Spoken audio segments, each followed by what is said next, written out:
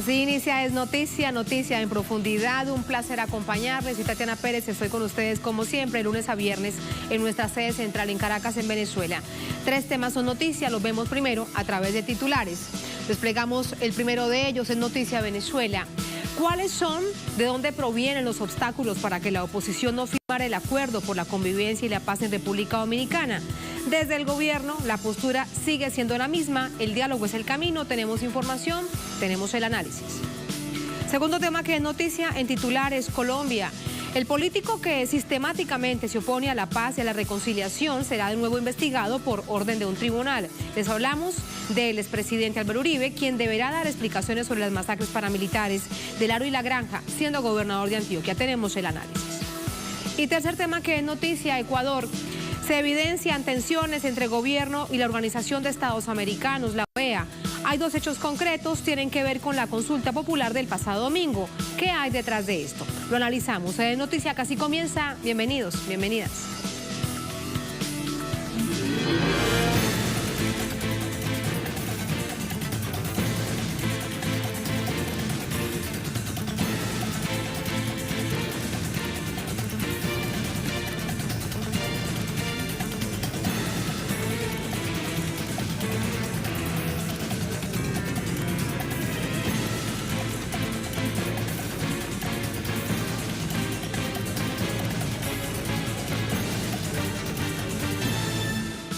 En Noticia Venezuela, este miércoles el proceso de diálogo entre gobierno y oposición fue declarado en receso indefinido, luego de la negativa de la oposición de rubricar el acuerdo construido por las partes en República Dominicana.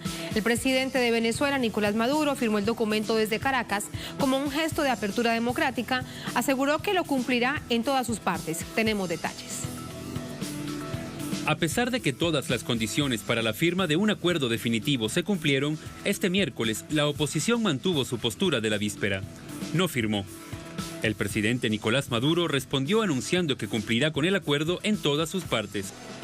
Ese acuerdo se fue a firmar el día de ayer, pero el señor Julio Borges lo llamó su dueño, el dueño de la oposición no está en Venezuela. Y le digo a los opositores, ustedes no tienen líderes, no tienen dirigentes.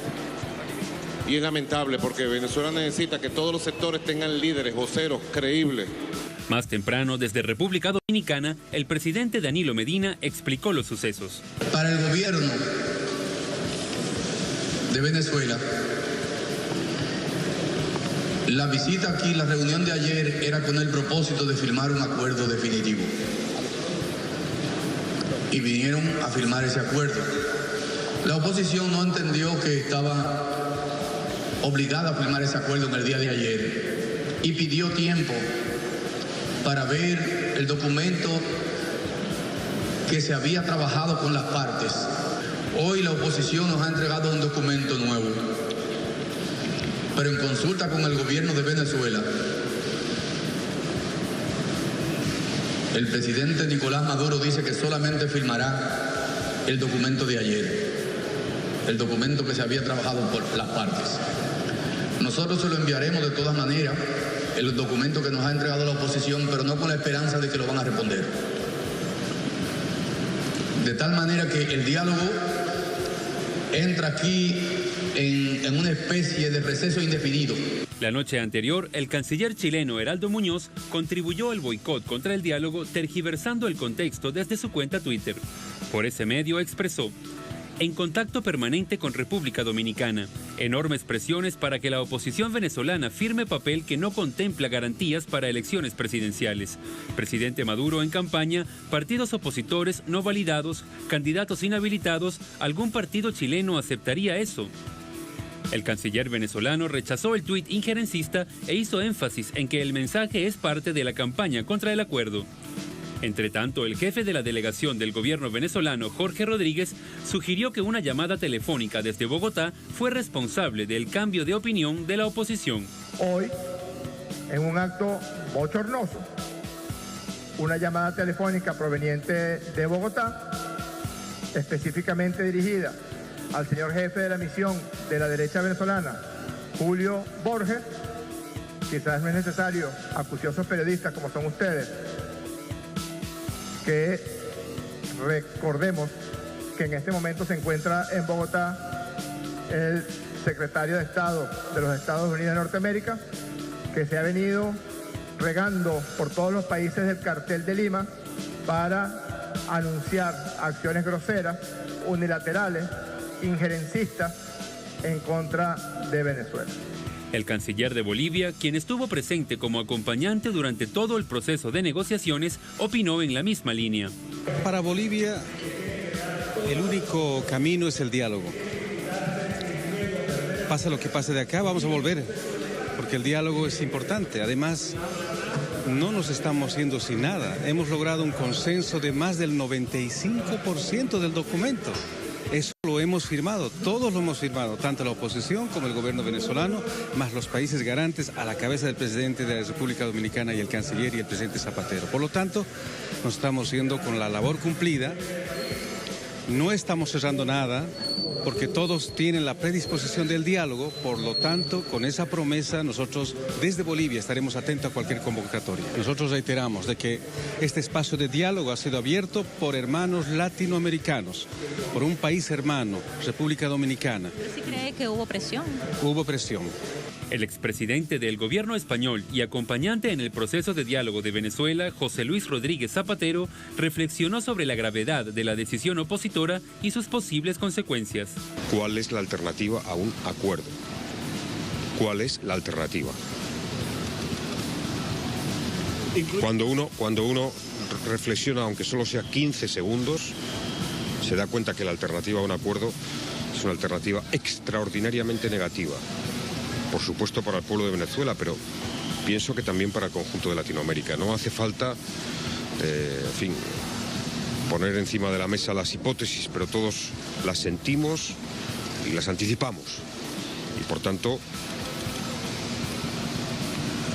hago un llamamiento a la reflexión muy seria. Muy seria. La delegación del gobierno en República Dominicana firmó el acuerdo de paz como un gesto de compromiso con el proceso de negociaciones y aseguró que quedan a la espera de que la oposición reconsidere sus posiciones. Y uno de los asuntos incluidos en la agenda entre gobierno y oposición son las elecciones presidenciales.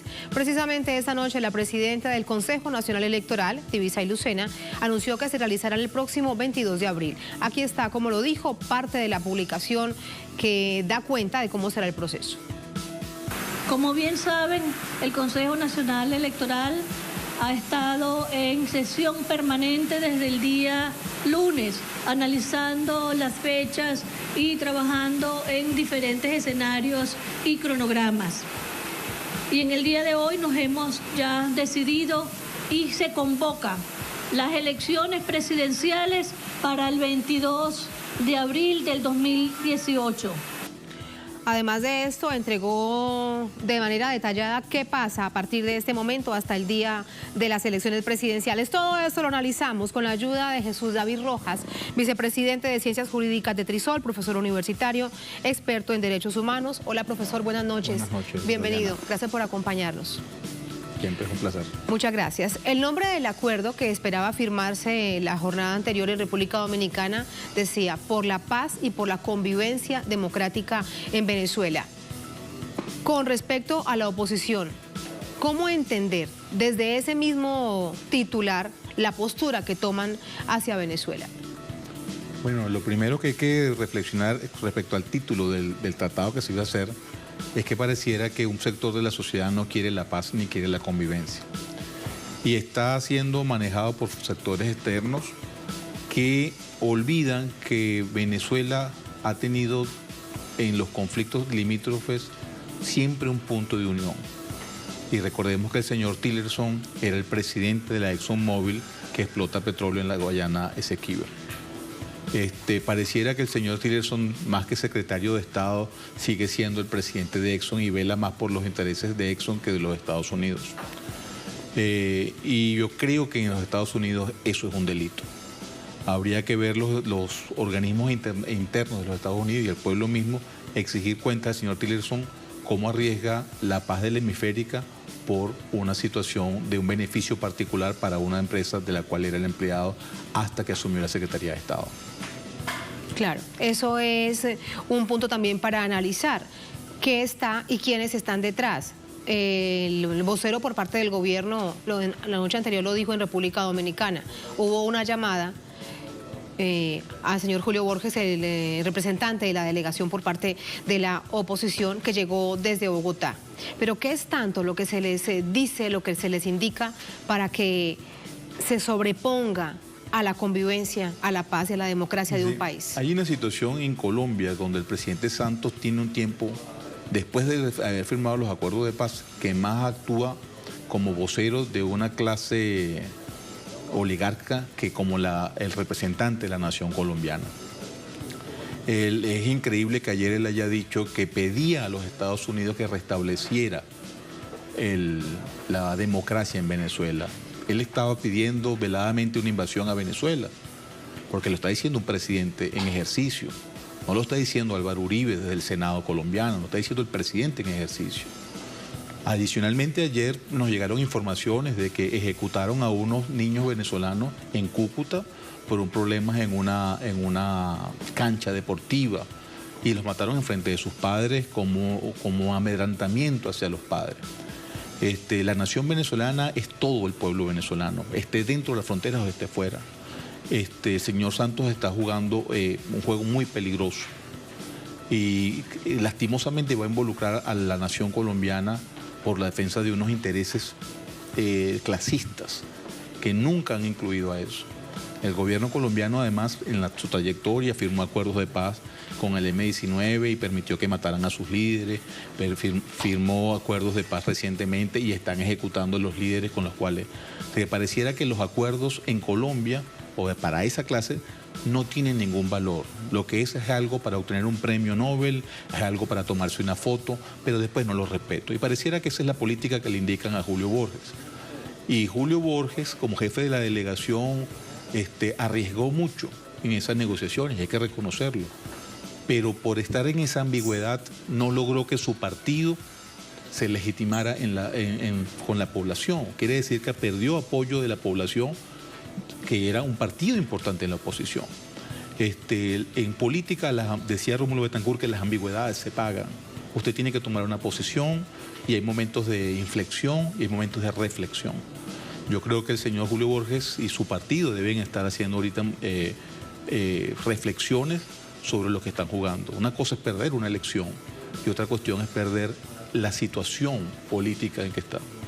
Y también refiriéndome a un dicho de Rómulo Betancourt, eso lo puede convertir a él en un muerto insepulcro en la política venezolana. Beneficiado de esta situación dentro de la oposición, quizás el Partido de Acción Democrática, que se relegitimó, y Voluntad Popular, que ha jugado al otro extremo, a la otra banda de no negociar y de ser el brazo duro. Pero recordemos que Voluntad Popular lo hace a través de la violencia. Y lo que el presidente ha tratado de hacer es buscar la paz, consolidar la paz. La consolidó con la convocatoria de la Asamblea Nacional Constituyente, con las leyes contra el odio y con estas negociaciones. Y pareciera, profesor, que le dejan entonces todo lo que significa el trabajo de la oposición. Se quedan ellos como operadores, me refiero particularmente a Julio Borges, y a Estados Unidos como el gran opositor de Venezuela, decidirá sobre Venezuela, sobre América Latina. Sí, fíjese que es interesante porque una de las declaraciones que está dando el secretario Tillerson habla de que puede haber las Fuerzas Armadas han sido un factor de transición en las crisis políticas. Entonces pareciera que el señor Tillerson no está defendiendo la democracia. Él está Tremenda esa declaración que eso, daba antes de iniciar la gira por América Latina. En México, la dio en México. Inclusive el canciller brasileño, que está en las antípodas de la política, de las ideas políticas del presidente Maduro, lo recriminó. ¿Cómo es posible que usted esté hablando de la democracia y esté hablando de un golpe militar?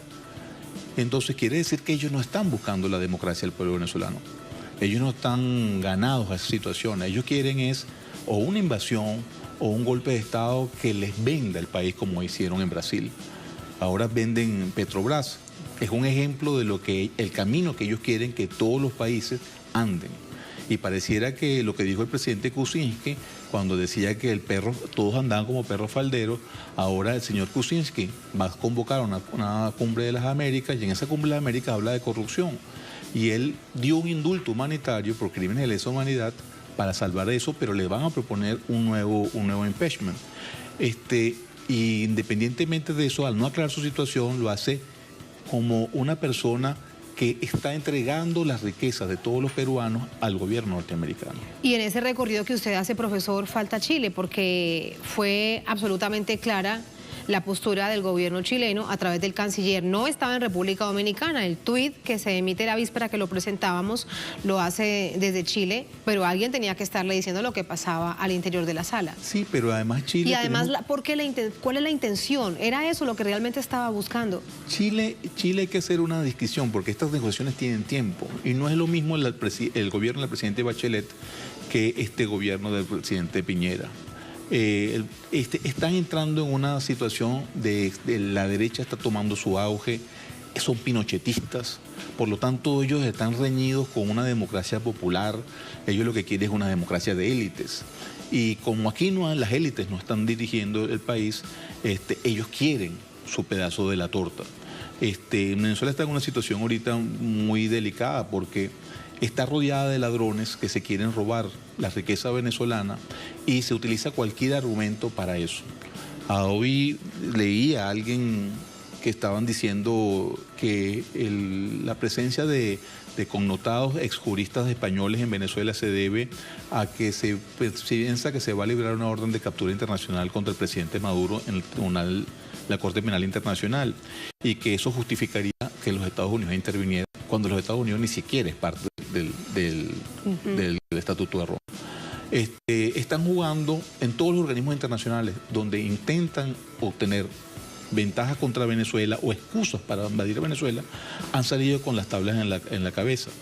Y yo creo que esta situación también va a fracasar, porque cuando usted no tiene razón, inventa las razones para eso, las mentiras tienen patas cortas y se descubren muy rápido. Y además en este nivel de contradicciones. Ahora, políticamente, el expresidente español Zapatero, él decía, me voy muy preocupado, no quiero pensar en distintos escenarios, pero hay que recordar los meses de violencia del año 2017, en el que más de 40 personas lamentablemente perdieron la vida por parecer chavistas, por el tono de piel, por su ideología política, etcétera, etcétera. Esa es una realidad, eso también está allí.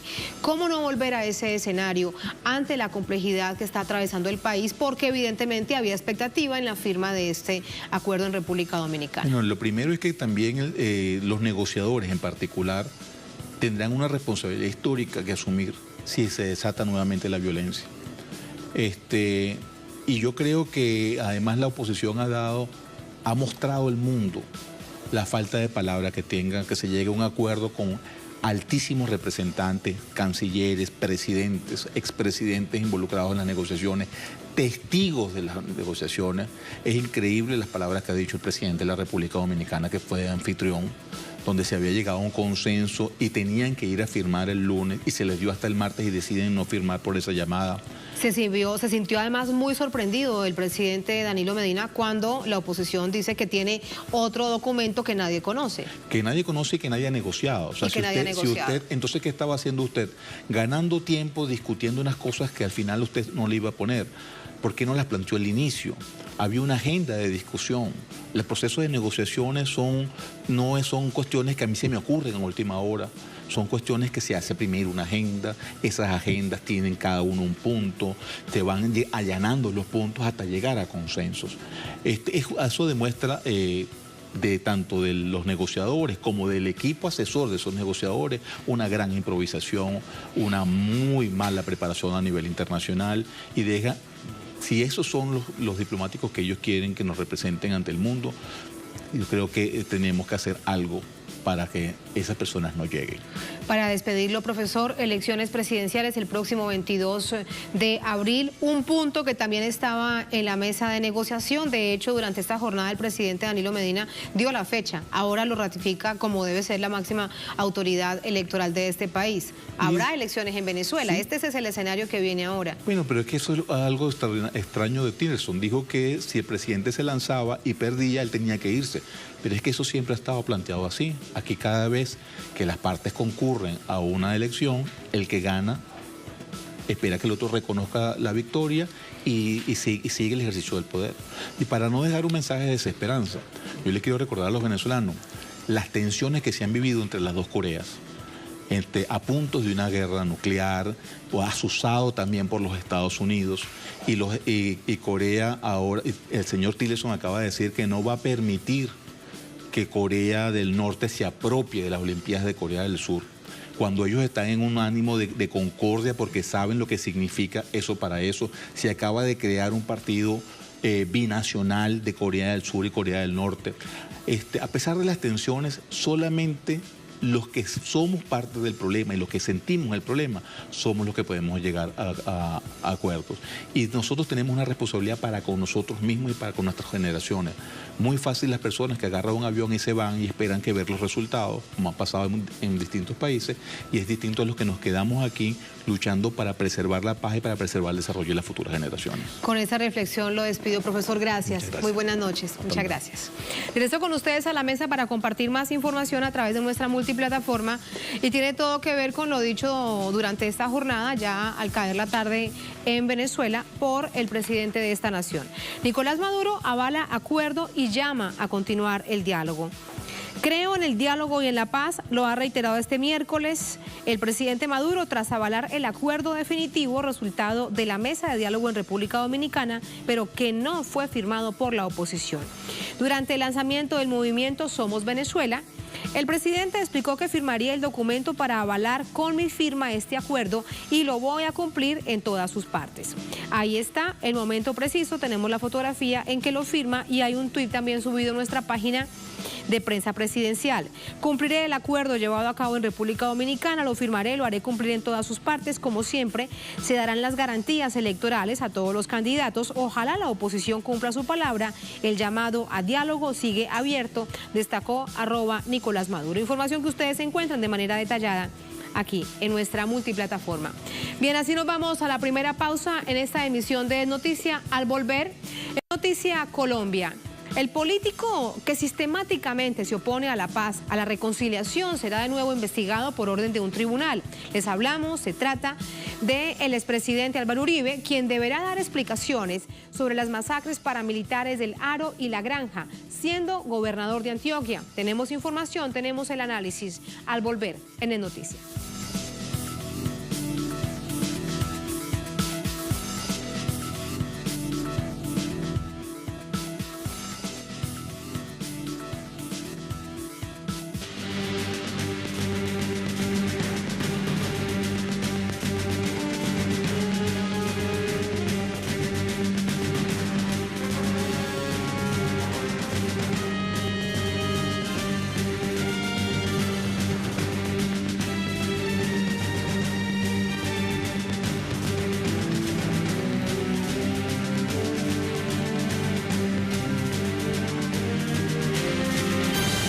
Es noticia Colombia, el expresidente Álvaro Uribe de nuevo bajo la lupa de la justicia. El Tribunal Supremo de Antioquia solicitó una investigación en su contra por su presunta responsabilidad en las masacres del Aro y La Granja y el asesinato de un líder social.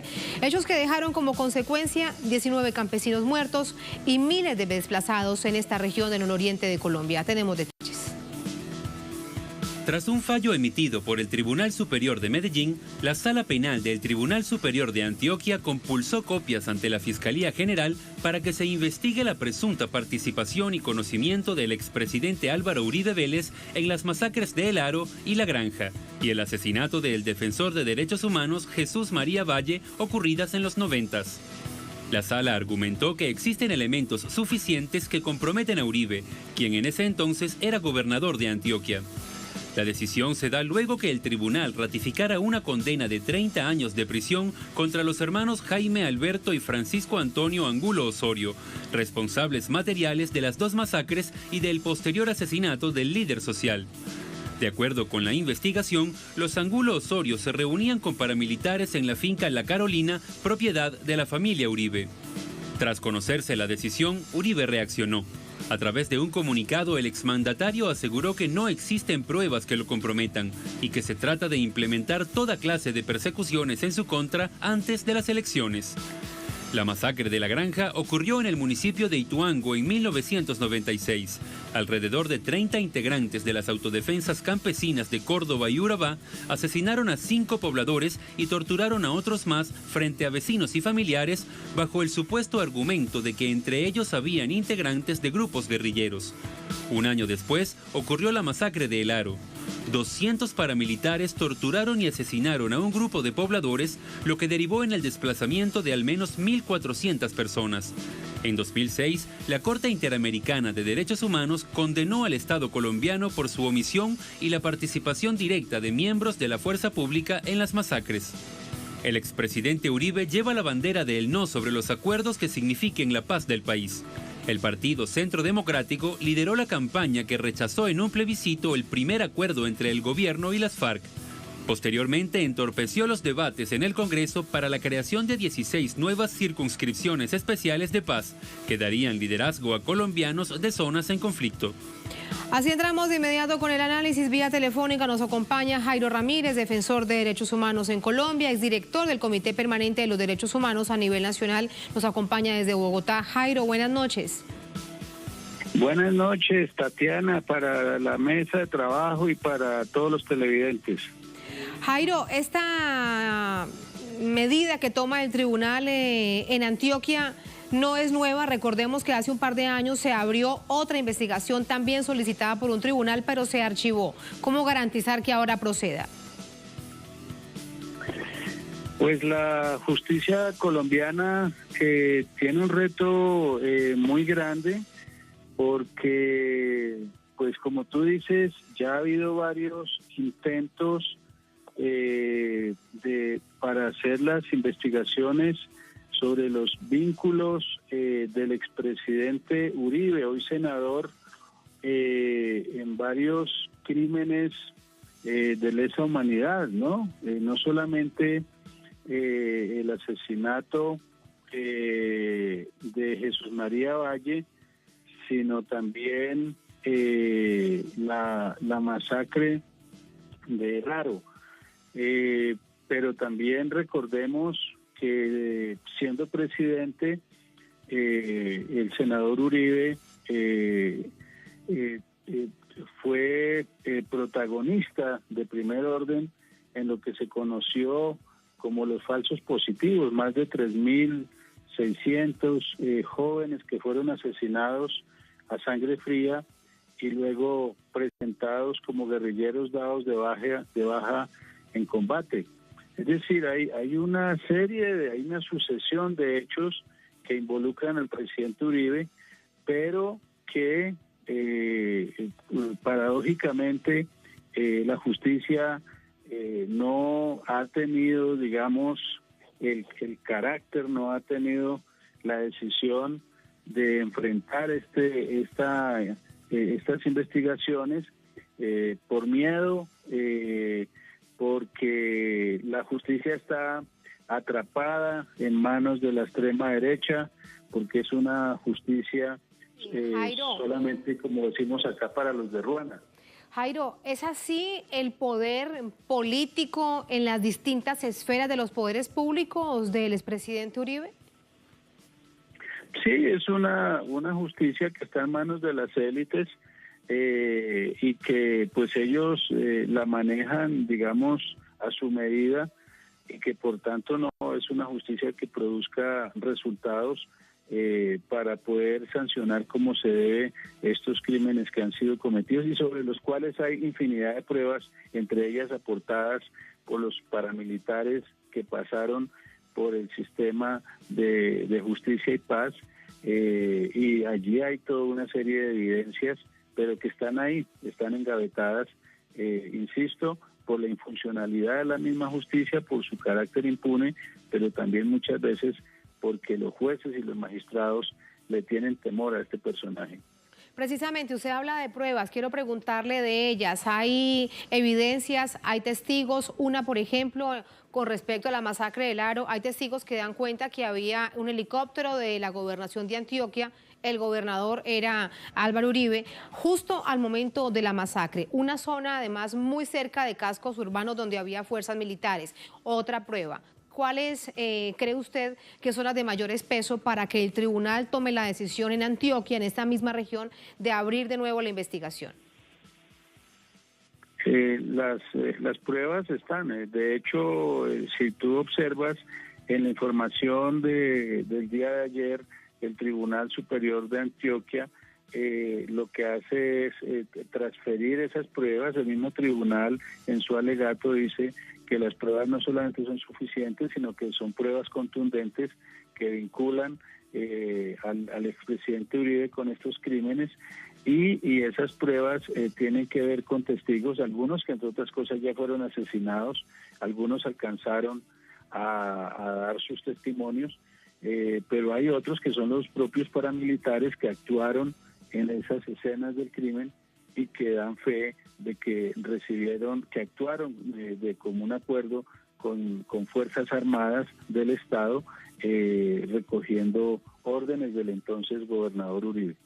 ¿Han sido posturas permanentes del el expresidente Uribe, primero como gobernador, luego como senador, 2 periodos como presidente, ahora de nuevo como congresista en Colombia, y mantiene esta postura guerrerista? Y todo esto en una seria complejidad de violencia hacia las comunidades organizadas, movimientos sociales, pueblos indígenas, recordar solamente el bombardeo que se está cometiendo, es decir, se mantienen acciones de guerra en momentos en que la gente realmente anhela la paz. ¿Cómo ves esto en el escenario electoral de este año?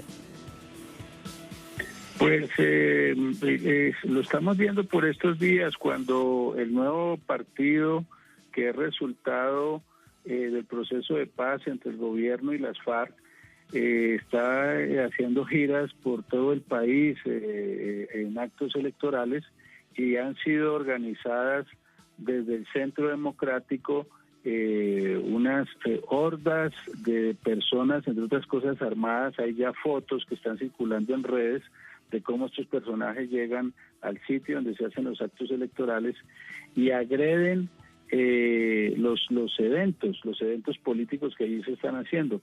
Paradójicamente, la Fiscalía funge de observadora, no investiga estos hechos.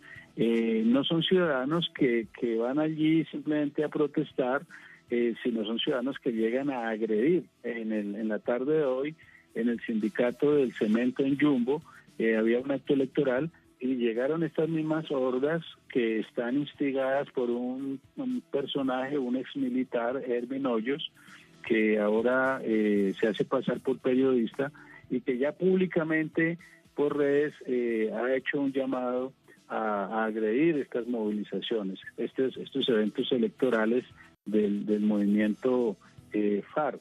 Entonces, pero la Fiscalía no hace nada, la policía no hace nada. Santos hace una declaración muy tibia, pero que no ha llevado a que estos ataques cesen, y pues entonces seguimos en el escenario de la polarización, es decir, generando violencia, y las autoridades lo permiten. No hay, digamos, ningún tipo de sanción frente a este tipo de hechos. Entonces, pues se está generando un ambiente cada vez más hostil, que de no intervenir va a generar víctimas, porque obviamente la gente también, quienes se sienten agredidos, tienen derecho a la legítima defensa, y si el gobierno no actúa, el gobierno se hace no solamente cómplice, sino responsable de lo que pueda suceder. Parece por todo esto, Jairo, que este es un momento definitorio para Colombia. Es así en términos de polarización, o la paz o la guerra. Lo vimos con la firma del acuerdo de paz en Cartagena, luego en Bogotá, el asunto del plebiscito. En tantas partes del mundo nos preguntaban cómo es posible que se haya votado por mantener la guerra. Ahora de nuevo este es el desafío. ¿Qué es lo que vamos a hacer los colombianos? Sí, esto lo que está mostrando es el poder de estos sectores que tradicionalmente han gobernado el país. Son un grupo de familias que se han lucrado del Estado, que han mantenido privilegios enormes, y que ahora, cuando se avanza en un proceso de paz, sienten que esos privilegios están amenazados. Entonces, están haciendo todo lo posible por tratar de revertir los acuerdos, de revertir el proceso de paz, de hacerlo regresar a su punto de origen y retomar la guerra. Entonces se sienten apoyados con hechos también de guerreristas como los del señor Tillerson, que acaba de venir el día de ayer a Colombia, y que pues viene también en son de generar en América Latina un ambiente de confrontación, un ambiente guerrerista, un ambiente de odio, y obviamente de eso se nutre esa extrema derecha que hay acá, ¿no? Porque se siente en cierta medida respaldada por esa situación que hay.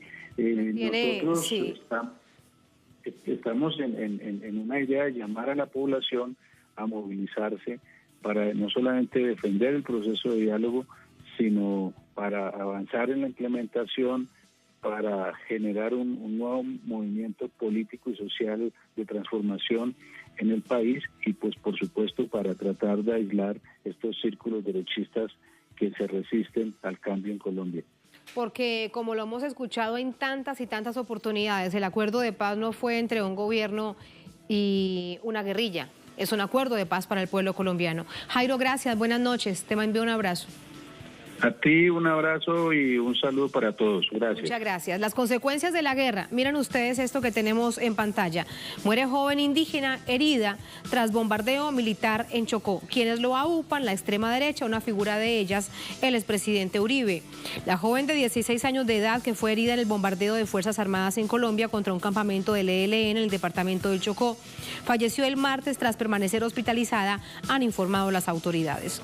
La menor de edad fue ingresada a la clínica Santa Sofía del Pacífico en la población de Buenaventura, departamento del Valle del Cauca. La joven llegó al centro hospitalario con los brazos amputados. Los absolutos dolores de la guerra. Ahí están reflejados. Así nos vamos a la segunda, última pausa en Es Noticia. Al volver en Noticia, Ecuador. Se evidencian tensiones entre el gobierno y la Organización de Estados Americanos. Hay dos hechos concretos, tienen que ver con la consulta popular del pasado domingo. ¿Qué hay detrás de esto? Lo analizamos al volver en Noticias, ya venimos.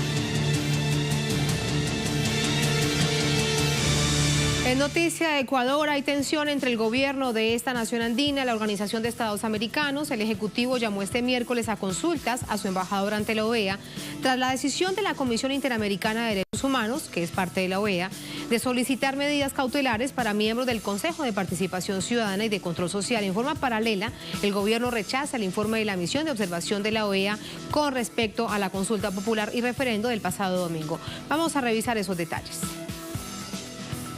A través de un comunicado, el Ministerio de Relaciones Exteriores catalogó el accionar de la Comisión de incomprensible, poco ético y contrario a procedimientos legales.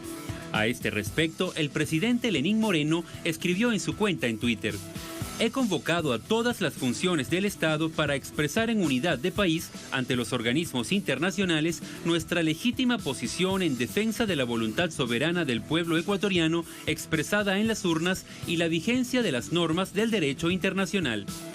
Según un comunicado de prensa, la comisión argumenta que nombrar un órgano provisional puede generar riesgos en la efectividad del Estado democrático de derecho, incluyendo los principios de separación de poderes y de independencia judicial fundamentales para el goce efectivo de los derechos humanos. De manera paralela, la misión de expertos observadores de la OEA presentó su informe preliminar de la jornada electoral del pasado domingo. En el mismo informan sobre irregularidades relativas a la falta de exit poll o conteo a boca de urna y problemas relacionados con los resultados en la web del CNE.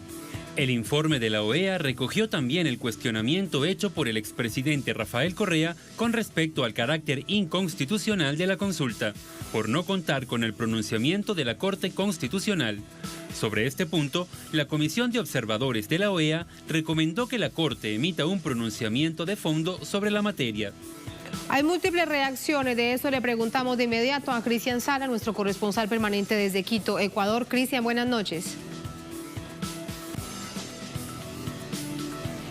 Gracias, Tatiana. Bueno, hace algunos minutos el mandatario ecuatoriano Lenín Moreno convocó y se reunió con su gabinete para tratar justamente la posición asumida por la Comisión Interamericana de Derechos Humanos. En la reunión con sus ministros expresó que mantendrá la unidad frente a los organismos internacionales. Además reiteró que su postura como gobierno será a través de la legítima defensa de la voluntad soberana del pueblo expresada en las urnas y a través de la vigencia de las normas del derecho internacional. A su vez, también la Cancillería de Ecuador, a través de su titular, la canciller María Fernanda Espinosa, llamó de manera inmediata a consulta al embajador ante la OEA, José Valencia, quien se conoce ya estará regresando a Quito desde Washington en estos precisos momentos. Según el comunicado emitido por la Cancillería ecuatoriana, la convocatoria al embajador se debe, cito textualmente, al accionar incomprensible, poco ético y contrario a los procedimientos legales de la CID, quien solicitó, como ustedes ya conocen, a la Corte Interamericana de Derechos Humanos medidas provisionales en relación a lo que fue el referéndum y consulta popular celebrado el pasado 4 de febrero en el Ecuador. Es importante también destacar que el presidente Lenín Moreno reveló que mantuvo una conversación con el secretario de la OEA, Luis Almagro, a quien le indicó igualmente que el Estado ecuatoriano hará respetar el mandato popular expresado en las urnas. Estas son algunas de las reacciones que se han producido hasta estos momentos directamente desde parte del gobierno ecuatoriano frente a la situación y postura de la Comisión Interamericana de Derechos Humanos. Por el momento regresamos contigo a los estudios en Caracas. Gracias, Cristian. Todos estos son insumos para el análisis. Para ello nos acompaña David Chávez. Él es sociólogo, es docente de Sociología y Política en la Universidad Central del Ecuador, articulista para publicaciones académicas, nos acompaña también desde Quito. Hola, profesor, buenas noches. Diana, buenas noches. Qué gusto estar en Telesur. Un saludo a las amigas y amigos de América Latina. A usted muchísimas gracias. A ver si logramos entender qué es lo que está pasando entre el gobierno y la Organización de Estados Americanos. Quiero comenzar primero por el informe postelectoral de la misión de observación. Lo que llama la atención es que plantean críticas que debieron haberse puesto sobre el tapete antes y no después de la consulta popular. Quiero preguntarle su visión. Bueno, habría que mirar en primer lugar que hay dos cosas distintas en este pedido que se está haciendo el gobierno. Lo uno, que es el informe de los observadores de la OEA del proceso electoral, que inevitablemente iba a salir luego al concluir el proceso electoral. Y está el pedido a la Comisión Interamericana, que es el pedido de los funcionarios del Consejo de Participación Ciudadana, que es la institución que está ahora en el ojo del huracán en la política ecuatoriana, porque la pregunta 3 de la consulta popular de Moreno apunta a cesar a los funcionarios de ese organismo bajo el argumento de que no fueron capaces de controlar la corrupción, que es lo que se ha manejado muy fuertemente como la principal idea, fuerza para la consulta popular en relación a esa pregunta. Y son ellos los que hicieron un pedido a la Comisión Interamericana de que se revise el proceso de convocatoria, que sería más bien lo que ocurrió desde hace un par de meses cuando Moreno llamó a la consulta. Y el principal problema que la CIDH encuentra en el proceso de convocatoria a la consulta es que la Constitución del Ecuador manda que cualquier consulta popular debe tener un pronunciamiento de la Corte Constitucional, ¿no? Que es la que se encarga del control de la constitucionalidad de una consulta popular o de un referéndum. Y la CIDH, hasta donde entiendo, todavía no he podido revisar en detalle cuál es el pronunciamiento que tiene la CIDH, está subrayando este hecho de que hay ciertos hechos preocupantes en el procedimiento que llevó a cabo el gobierno para la convocatoria de la consulta. Entonces son dos cosas, en realidad. Me parece que, desde mi perspectiva, las observaciones que se hace al proceso electoral, si bien llaman la atención, me parece que no son tan importantes. Creo que realmente, y lo que al parecer preocupa más al gobierno, es el pronunciamiento de la Corte, de la Comisión Interamericana, pidiendo medidas provisionales a la Corte Interamericana de Derechos Humanos. Sí, profesor. De hecho, las dos situaciones se dieron de manera paralela. Vamos a esta segunda que bien ha explicado usted, pero de nuevo le planteo la pregunta. ¿Estaba el escenario completamente claro? El presidente decidió por decreto convocar la consulta popular y referendo. No se esperó un pronunciamiento de la Corte de Constitucionalidad. ¿Por qué entonces viene después de la consulta y de referendo esta postura de la CIDH, de la Comisión, para enviar su preocupación a la Corte Interamericana de los Derechos Humanos? Bueno, es todavía difícil de entender, ¿no? Porque además la OEA no ha sido precisamente amiga de garantizar ciertos procesos electorales, sino ha funcionado siempre de acuerdo a ciertas posturas políticas, más bien, ¿no? A mí me extraña que haya habido este pronunciamiento en este momento. No logro entender por qué en este momento. Allí estaríamos de acuerdo en esto de que de alguna manera es un tanto inexplicable saber por qué ocurrió ahora y no antes. Sin embargo, lo que estaría en juego ahí es que evidentemente el gobierno tenía que estar advertido de que estaba tomando ciertos riesgos legales en la convocatoria de la consulta y que eso se le podía revertir en algún momento. Creo que el gobierno estaba muy confiado de que no iba a ocurrir el pronunciamiento de la Comisión Interamericana. Sin embargo, claro, hemos entrado en esas disputas que son muy, muy clásicas de la política, que es esa disputa entre la legalidad y la legitimidad, porque lo que está esgrimiendo el gobierno es principalmente la idea de que no es posible que la Comisión haga un pronunciamiento de esta naturaleza porque el pueblo se ha expresado. Si uno quiere encontrar ciertas claves de por qué el pronunciamiento ahora, puede ser que precisamente se esperó al pronunciamiento para que, a que la consulta popular se lleve a cabo, para que precisamente se pueda contrarrestar el pronunciamiento de la Comisión con la fuerza del mandato electoral, ¿no? Esa pregunta ganó con alrededor del 65%, 63% en realidad, y va a ser el argumento fundamental del gobierno. Personalmente pienso que el pronunciamiento de la CIDH no va a llegar muy lejos. Me parece que quizás sencillamente es crear un cierto escenario, o va a crear, no quisiera decir que hay intención de uno u otro, pero ese pronunciamiento en este momento va a crear cierta inestabilidad en el gobierno, pero me parece que al final de cuentas va a pesar el hecho de que hubo un pronunciamiento mayoritario y significativo en favor de que se cambie el Consejo de Participación Ciudadana, y entonces veo muy difícil que cualquier medida posterior de la Comisión o ya en este caso de la Corte vaya a revertir el proceso. Creo que eso es muy difícil, creo que quizá va a demorar un poco el proceso, pero evidentemente hay un mandato popular muy fuerte y el gobierno se va a apuntalar precisamente en la idea del mandato popular. Así están las cosas. Hay que seguir indagando, esperando qué es lo que sucede y lo que realmente hay detrás con respecto a esta postura que toma la misión de la OEA y la CIDH. Muchas gracias, profesor. Buenas noches. Gracias por este análisis. A ustedes, muchas gracias por la invitación. A usted muchas gracias, como siempre. A todos ustedes también gracias por habernos acompañado. Ponemos punto final, cerramos esta emisión de Noticias. Nos quedamos con redes sociales, @Noticias Telesur, @Tatiana Telesur. Hasta mañana, sigan con nosotros.